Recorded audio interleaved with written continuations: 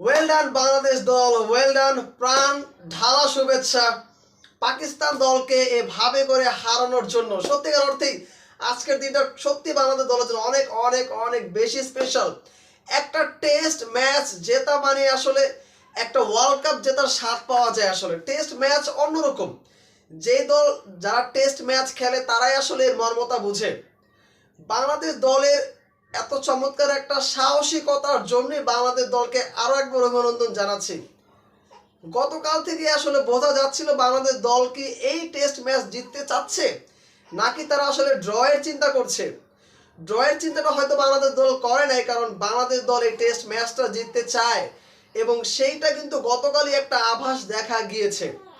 তবে সবচেয়ে বড় সমস্যা যেটা ছিল সেটা হচ্ছে বৃষ্টি। বৃষ্টি যদি হতো আজকে তাহলে হয়তো এই টেস্ট ম্যাচের রেজাল্ট ভিন্ন হতো। তবে যাই হোক, আজকে বৃষ্টি হয়নি এবং বাংলাদেশ দল খুব চমৎকারভাবে সার্ভাইভ করেছে। বাংলাদেশ দলের মূল লক্ষ্য ছিল মিনিমাম 300 রান কিংবা 280 রান পর্যন্ত তারা মিরপুরের উইকেটে করতে চায়, কারণ টেস্ট ম্যাচে 200-250 বা 300-র কাছাকাছি ম্যাচ জয়লাভ করে আসলে জেতাটা সো ডিফিকাল্ট। সো সেই জায়গা থেকে বা সেই চিন্তা করে বাংলাদেশ দল কিন্তু খুব আর্লি আসলে তারা হয়তো খুব টি-20 স্টাইলটা খেলতে চেয়েছিলেন, বাট শুরুতেই কিন্তু মুশফিকুর রহিম 179 রানে দিন শুরু করে আজকে পঞ্চম দিনে, এবং শুরুতেই কিন্তু মুশফিকুর রহিম কোনো রান না করে সাজ ঘরে ফিরে যায়। এরপরে যথারীতি বাংলাদেশ দল কিন্তু খানিকটা স্লো স্টাডি করেছে। লিটন কুমার দাস তিনিও আসলে ভালো একটা স্টার্ট করতে পারেন, 11 রান করে আউট হয়েছেন। মেহেদী হাসান মিরাজকে পাঠানো হয়েছিলই ধুমধারাক্কা শট খেলার জন্য এবং তিনি তাই করেছেন। সম্ভবত 21 বা 23টা রান তিনি করেছেন, এরপর তিনি আউট হয়ে গেছেন। শেষ দিকে নাজমুল হাসান শান্ত আসলে তার উপরে কিন্তু বাংলাদেশ দলের আশাটা, তিনি হয়তো সেঞ্চুরি দেখাটা পাইলেও পাইতে পারতো। নাজমুল শান্ত আসলে নিজের সেঞ্চুরিটা পূরণ করতে পারে না, তবে তিনি দলের একটা ব্যালেন্স রেখে গেছেন এবং পাকিস্তান দল যে ম্যাচ জিততে চায় সেটা পাকিস্তান দলের খেলা দেখেই কিন্তু বোঝা গিয়েছে। তারা হয়তো দুইটা প্ল্যান করে নেমেছে, তাদের আর্লি যদি উইকেট পড়ে যায় তাহলে তারা ডিফেন্সিভ মোডে যাবে এবং টেস্টটাকে ড্র করার ট্রাই করবে। বাট তারা যদি খুব দ্রুত কিছু রান তুলে নিতে পারে সেক্ষেত্রে তারা ম্যাচ জয় লাভের জন্যই খেলবে। পাকিস্তান টিম শুরু করেছেই সেভাবে, প্রথম 10 ওভারে প্রায় 50-এর কাছাকাছি করেছে, একটা মাত্র উইকেট পড়েছে। বাংলাদেশ দলও খানিকটা ভীতু ছিল। বাংলাদেশ দল একের পর এক ট্রাই করেছে উইকেট নেওয়ার জন্য, কিছুতেই কিছু হচ্ছিল না।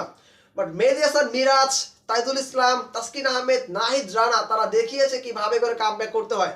নাহিদ রানা আবারও কিন্তু পাঁচটা উইকেট শিকার করেছে। সবচেয়ে বেশি ইন্টারেস্টিং লেগেছে আমার মোহাম্মদ রেজওয়ানের উইকেটটা দেখে, আউটস্ট্যান্ডিং। 147 গতিতে আসা বলটা তিনি ইনসুইং বল করেছেন এবং মোহাম্মদ রেজওয়ান তিনি মনে করেছেন বলটা হয়তো একটু বাউন্স হবে এবং তিনি সেটা না খেলে ছেড়ে দিয়েছেন এবং স্টাম্পটা কিন্তু উপরে গিয়েছে। সেই জায়গায় বাংলাদেশ দল কিন্তু ম্যাচ অর্ধেকটা জয়লাভ করে নিয়েছে এবং শেষ দিকে নাহিদ রানা মাত্র 10 ওভার কোঠাও পূরণ করা নাই, ছোট্ট একটা রান তিনি দিয়ে টোটাল 5টা উইকেট নিয়েছেন এবং বাংলাদেশ দল 104 রানে জয় পেয়েছে। ওয়েল ডান বাংলাদেশ দল। 2 টেস্টের মধ্যে প্রথম টেস্টই জয় পেয়েছে, টানা 3টা টেস্ট কিন্তু জয় পেল বাংলাদেশ দল পাকিস্তানের এগেনস্টে। পাকিস্তানের ঘরের মাটিতে 2টা, পাকিস্তান বাংলাদেশে এসছে, বাংলাদেশের ঘরের মাটিতে বাংলাদেশ এই টেস্ট ম্যাচ জয়লাভ করে নিয়েছে। সো টোটাল 3টা টেস্ট কিন্তু অলরেডি পাকিস্তানের এগেনস্টে বাংলাদেশ দল জয়লাভ করে নিল। সো আর একটা টেস্ট বাকি আছে, সেটা হয়তো কিছুদিনের মধ্যে শুরু হতে যাচ্ছে। সো সবকিছু মিলিয়ে আপনাদের অনুভূতি কি, ফিলিংস কি জানাবেন। এবং বাংলাদেশের নাজমুল হাসান শান্ত যেভাবে করে ক্যাপ্টেন্সি দায়িত্ব পালন করছেন এবং তিনি যেভাবে করে ভালো রানে টাচে আছে বাংলাদেশ দলের, নাজমুল শান্ত তিনি আসলে বাংলাদেশ দলকে একটা সেটেলমেন্টের জায়গায় নিয়ে যাক, আসলে এটা আমরা সবাই চাই। দ্বিতীয় টেস্টে বাংলাদেশ দল আরো বেশি ভয়ঙ্কর রূপে ফিরে আসবে, সেটাই আসলে আমাদের চাওয়া এবং আশা। আবারও বাংলাদেশ দলকে অনেক অনেক স্বাগতম জানাচ্ছি। এত চমৎকার এবং সাহসিকতার সাথে তারা একটা সিদ্ধান্ত নিয়েছেন এবং তারা সেই টেস্টের রেজাল্টটা কিন্তু নিজেদের ফেভারে এনেছেন। আজকে আপনাদের মতামত কি এবং আপনাদের ফিলিংস কি কমেন্ট বক্সে শেয়ার করে দিন। ধন্যবাদ সবাইকে। আসসালামু আলাইকুম।